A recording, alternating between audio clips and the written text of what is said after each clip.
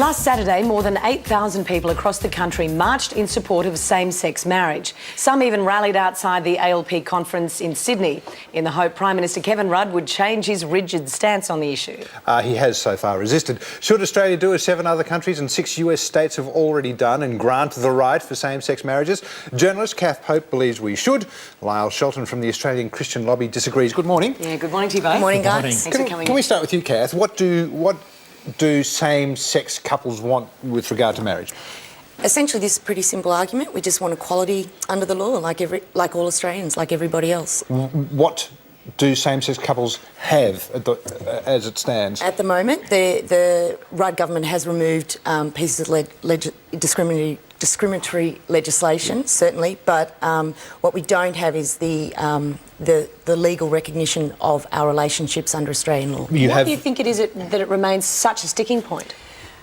Well, it's obviously it's an issue that polarises people. However, I think as we develop and progress as a society and what's happening around the world, we're finding that the acceptance of same-sex attracted people is becoming more and more mainstream, and so it should be. Same-sex couples, as it stands, they do have recognition, mostly across Australia, they do have recognition of a civil union. That's not enough? Well, they don't, in the sense that, for instance, in Victoria, we have what we call a relationships register. So I can go to the council, I can register my dog, I can pay my rates, and I can register my relationship. Yeah. So you can probably imagine most gay people feel that that's fairly demeaning and is nowhere near where we should be. Lyle, can you understand that perspective, that point of view? Yeah, I can see what Cath's saying, but I guess the important thing to realise is that marriage is something which for millennia has been between a man and a woman. It's the building block of society. It's been the best institution for raising children, and we know that from the social research. And it's important that we continue to value marriage and strengthen marriage, and not bring about things that redefine it and make it something that it's not. And we're happy to be tolerant of and open to what homosexuals are, if they want to live their life in Australia, they're more than welcome to do that. And our organisation has, supported the removal of discrimination, so that there's no practical discrimination. But we just think the issue of marriage, it's really important that we keep that between a man and a woman for the benefit of society. But just because it's always been for a man and a woman, why does that mean it necessarily always has to be? Well, if we want to provide the best environment for children, and I think that's where it really comes down to the rights of a child must, I guess, come before the rights of adults. And we know that it's the best environment where a child can be raised by, preferably its biological mother and father, or at least a mother and father figure, because children need the different but complementary love that comes from the different genders. How do you respond to that? Well, not all married couples have children, for a start. And not all married couples are happy. And not all married couples want children. I just look in terms of my own relationship, where my partner and I are pretty average, hardworking Australians. We lead a pretty quiet existence. We try and be productive. We value all the freedoms and all the issues that are close to Australian hearts. We have a really strong relationship and we have a very committed relationship. And, as Lyle was saying, it's about the foundation of those relationships, and we should be able to get married. We're not hurting anybody. Lyle says that his organisation supports equality and the removal of any kind of discrimination, and you support tolerance. Do you feel the love? No, not really. Or by is not it allowing is it just supporting the removal of those discriminatory laws to a point? It really just comes down to a question of equality, and by not allowing us to marry is really discrimination in its purest form. No, I don't think it does. It is that discrimination, and I respect where Cath's coming from, and I respect that she's very genuine in her love for her partner. But we're talking about something, and if you use a sports analogy, AFL has different rules to hockey, perhaps, and we don't provide equality for hockey players by letting their rules redefine the game. And so it's important that... I don't know if that's a fair comparison. Well, I think it is because marriage has been the building block of society. It's the institution in which children find security and love and nurture.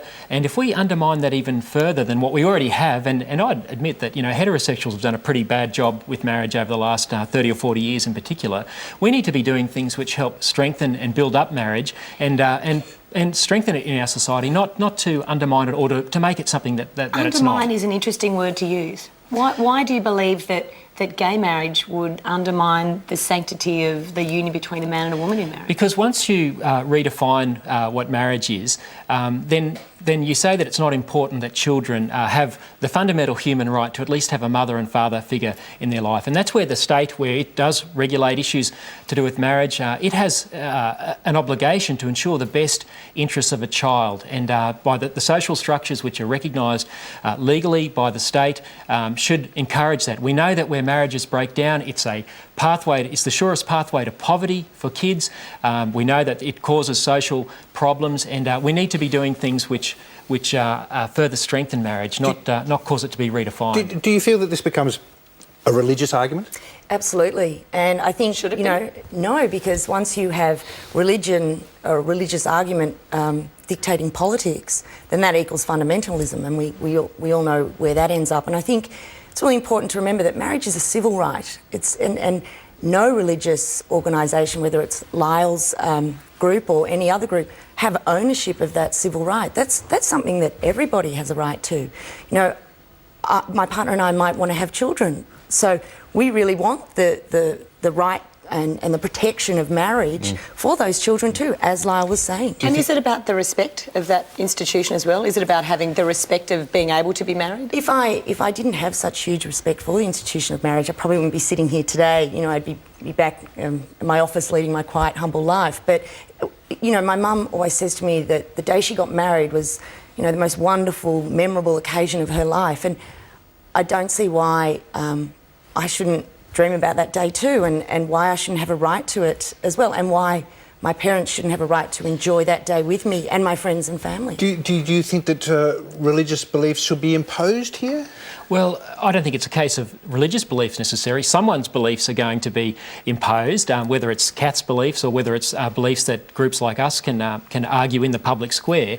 And it's not a case of imposing a religious view necessarily. It's a case of saying, well, what has been the values and the foundations of our society, what's been best for children, and I think it's important that groups like us advocate for that. I mean, you know, I respect Cath's desire to have children, but the reality is, the biological reality, and this is not meant in any disrespect, is that an outside donor material is needed to create that child, and you're deliberately creating a situation where that child linked to their paternal or maternal parent is severed quite deliberately. Right, but that happens in IVF for straight couples as well. Yeah. I mean, and you've brought up children a couple of times. Is that a valid argument? Because when we consider 50% of marriages end in divorce anyway, sure, a lot of kids are being brought up in single-parent households. You know, there are large countries that have allowed same-sex marriage. You know, Canada, Spain, South Africa, for a few examples, and the sky hasn't fallen in. Yeah. And I read one government official say, you know, never before has it taken the government to do so little that gave so much to so many people. And I think,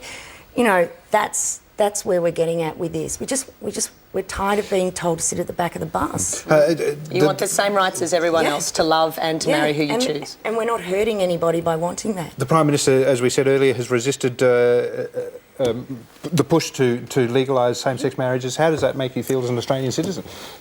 Well, obviously I'm disappointed, but, you know, I really sense that the winds of change are blowing, and around the world things are changing and society's growing towards a more progressive place to live. And you know, while Kevin Rudd is currently steadfastly in that position, it's, you know, the future generations of politicians, you know, he hasn't even got the agreement of his entire party on that stance. And so I'm filled with hope. All right, well, we're out of time. Thank you both for coming in. Yes, You've heard both sides of the argument. Now we'd like to know what you think.